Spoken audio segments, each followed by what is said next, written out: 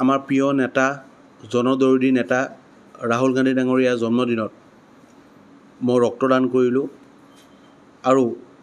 তেখেতৰ দীৰ্ঘায়ু কামনা কৰিলোঁ যাতে আগন্তুক দিনবোৰত তেখেতে সাধাৰণ ৰাইজৰ হৈ মাত মাতি যায় আৰু আগন্তুক দিনবোৰত যাতে তেখেতে অধিক শক্তিৰে তেখেতৰ কামবোৰ ৰূপায়ণ কৰিব পাৰে তাৰ কাৰণে মহান আল্লাহ তাআলা ঈশ্বৰৰ ওচৰত মই অনুৰোধ জনালোঁ কামনা জনালোঁ আৰু গোটেই ভাৰতবৰ্ষৰ যাতে তেখেতে আগন্তুক দিনবোৰত যি ঘৃণা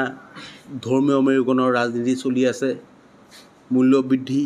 হওক নিবনুৱাৰ সমস্যাই হওক যি ধৰণে মানুহবোৰক জ্বলা কলা খুৱাই আছে সেই সকলোবোৰ যাতে তেখেতে নিৰ্মূল কৰিব পাৰে তাৰ কাৰণে মই মহান আল্লাহ তাআলাৰ ওচৰত তেখেতৰ দীৰ্ঘায়ু কামনা কৰিলোঁ ধন্যবাদ আজি কেইজনে ৰক্তদান কৰিব আপোনালোকৰ আজি মিনিমাম 8জন বা 9জনে আমাৰ ৰাহুল গান্ধী ডাঙৰীয়াৰ জন্মদিনত ৰক্তদান কৰিব আপোনালোকৰ কংগ্ৰেছৰ কিহৰ উদ্যোগত কৰিছে এইটো আমি NSY উদ্যোগত এই ৰক্তদান কাৰ্যসূচীটো ৰাখিছোঁ